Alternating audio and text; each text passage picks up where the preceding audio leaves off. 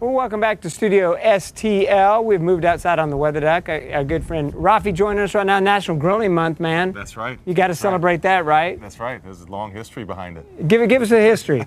Well, think about grilling, we think about going in the backyard, right? Yeah. And historically, where you would do grilling is more actually on picnic grounds and campsites. Okay. However, in the post-World War II, as the expansion to suburbs and the Cold War happens, now you have more backyards. As you have more backyards, you have more grilling space. And when you have more grilling space, more at-home grilling, the way we think about it, the backyard grilling takes off and takes place. And there's kind of some Cold War reasons behind it, some historical reasons, one of which, for example, is in that Cold War period, when you're trying to contrast against communism with the Soviet Union, okay. You say, look at the abundance and fortitude we have with red meat in capitalism that the communist folks over in the Soviet Union don't have. So it's a combination of having the space in the backyard and in the Cold War, trying to compare ourselves and say, look at the fortitude of red meat that's available, which I know he has brought some here today. Yeah, that is Mike with Grillo's Chop and Barrel. Thank you so much for being here. Sir. Yeah, so every day is a good grilling day for you, right? It certainly is, yeah. Can't be too hot. Okay, it can't be too hot. So what do you got cooking today? Well, right now we're going to get ready to pull this ribeye off of here. So we threw this ribeye on about 10 minutes ago, and we're going to take this puppy off here. See that puppy nice and tender, is falling apart already. And we have another steak sitting out on the table we're going to grill hopefully after we're done here. I got a strip steak out here as well. A few of our favorite seasonings. These were seasoned with our butter garlic seasoning. Brings out like the salt, the garlic, a little bit of that butter flavor. Yeah. Kind of pulls onto the fat content in the meats as well. What's the biggest mistake backyard grillers make?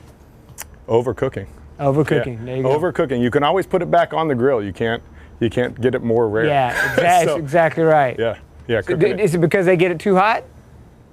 Probably leaving it on too long. Too long. So yeah, there's multiple ways, right? You can do a reverse sear, or you can sear first. Yeah. So you can go both ways, but you got to get that grill cooled back down fast enough to let that meat kind of slow cook just a little bit. So you got some sauces over there you're pretty proud of over there, and some. We do, yeah. We got some malls, we got some of our rubs, we got some of our whiskey out, because you can't forget whiskey if you're going to have a good steak, and that's where we specialize in. So.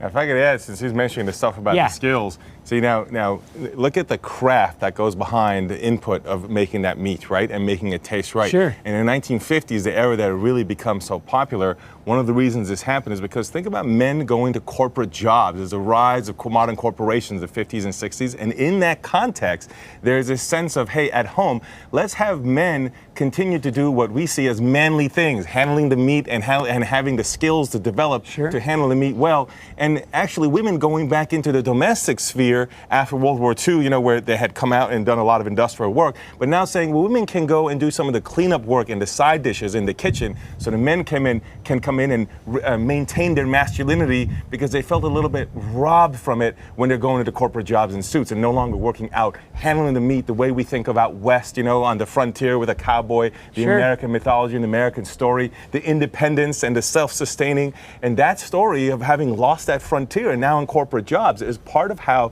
the craft around it and caring for it and associating it more with men than with women develops in that context in the 50s. It does become a talking point, right? You share with other grillers and barbecue guys, you swap secrets? Absolutely, yeah. We get asked all the time what are our favorite ways to cook steaks.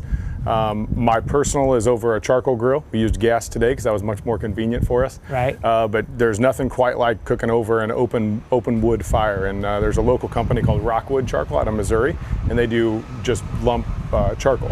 And so it's actually just like cooking over an open fire. What about wood? When it comes to woods, different types of wood you can use for smoking. You have a favorite? Yeah, so Rockwood just does straight oak. Okay. That it burns longer, it can burn hotter, it can also burn very slow. So it's good for temperature changes. You can use cherry woods, you can use apple woods to kind of get a little bit of different smoke flavors to it if you're doing some slow cooking on bigger pieces of meat. Typically, like the ribeye we did today only took about 10 minutes, so you're not going to get a lot of smoke flavor in there. But if you're cooking a big piece of meat, then you can definitely start to get some of that smoke involved. Knowing those skills, indirect or direct heat. Got the big brisket on the side. It's going to take you a little longer. A lot longer. Yeah. And Slow and low. And it's real quick, there are many different ways to do it, as he's suggesting. Yeah. And part of the story behind that is James Beard, famous today for the Beard Awards, which is the big restaurant awards. James Beard put out a book on grilling and barbecuing in the 1950s, this era we're talking about. And one of the things he admired was in the United States, the story of the immigrant narrative into the melting pot, with all the different influences we have from Latin America and Asia, etc., is what contributed to having so many different ways of using a grill and direct and indirect heat and barbecuing, or depending how you use the term barbecue, of course, there's different ways you can use it. But he admired the American immigrant story baked into cooking meat the way that we think about it. So that was historically a part of it too. And I think part of the reason that we have all the different styles of doing it the way that you described, Mike. Yeah. There you go. So many different ways to think about grilling and barbecuing and so much, but celebrate it all month long. Heck, do it all year long. Find a way to get out and grill. Absolutely. Keep it right here. We got more coming your way. It's Studio STL on a Friday.